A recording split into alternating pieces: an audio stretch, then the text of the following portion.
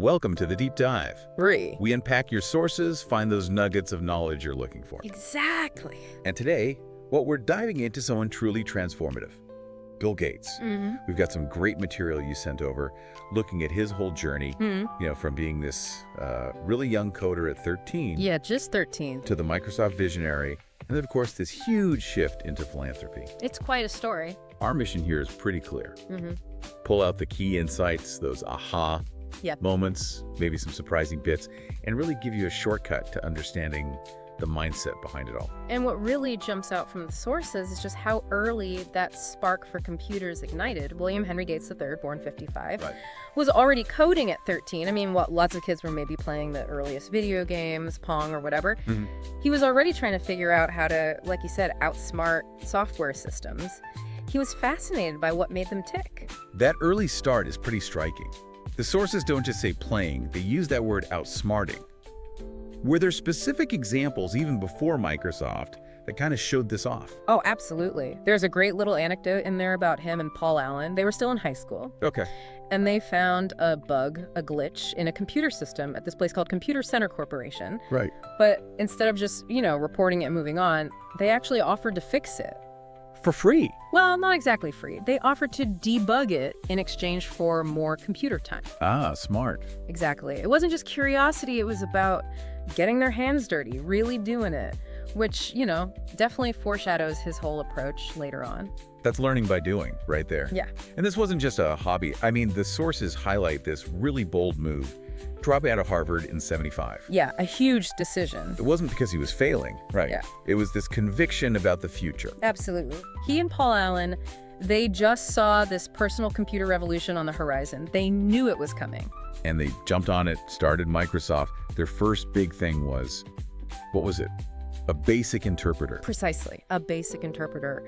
And for anyone wondering, that's basically the software that lets those early PCs understand code written in BASIC, which was a super popular language then. It was like the key to unlocking those machines for everyday people. But his real, superpower wasn't just the coding itself. The sources really emphasized this singular vision he had. A computer on every desk? Exactly. A computer on every desk and in every home. It sounds normal now, but back then, almost unthinkable. And that conviction, that vision, it really led to their biggest hit, Windows. I mean, that fundamentally changed computing, didn't it? Moving us away from typing in all those commands. Oh yeah, the command line. Very clunky. To just, clicking icons with a mouse. Yeah. That visual interface, that's what made computers mainstream, really.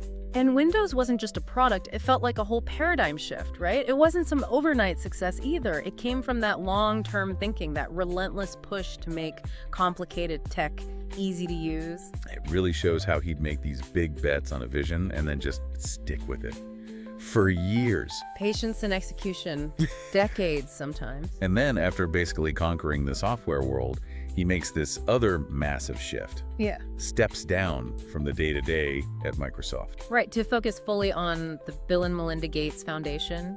Full-time philanthropy. Yeah, and it wasn't just a career change. It was like he took that same intense drive, that analytical mindset that built Microsoft, and just pointed it at huge global problems. Things like polio, malaria, education. The sources show him applying the exact same long-term focused approach. It really says something about his belief that, really complex problems, whether they're code or global health, they can be solved if you have the brain power, the resources, and you stick with it. Definitely. It's about sustained effort. So when you look at this whole arc, that 13-year-old kid, tech giant, global philanthropist, what are the common threads? What principles kind of pop out from the sources you gave us? Well, a few things really stand out. First, probably the most obvious is this relentless curiosity. Right.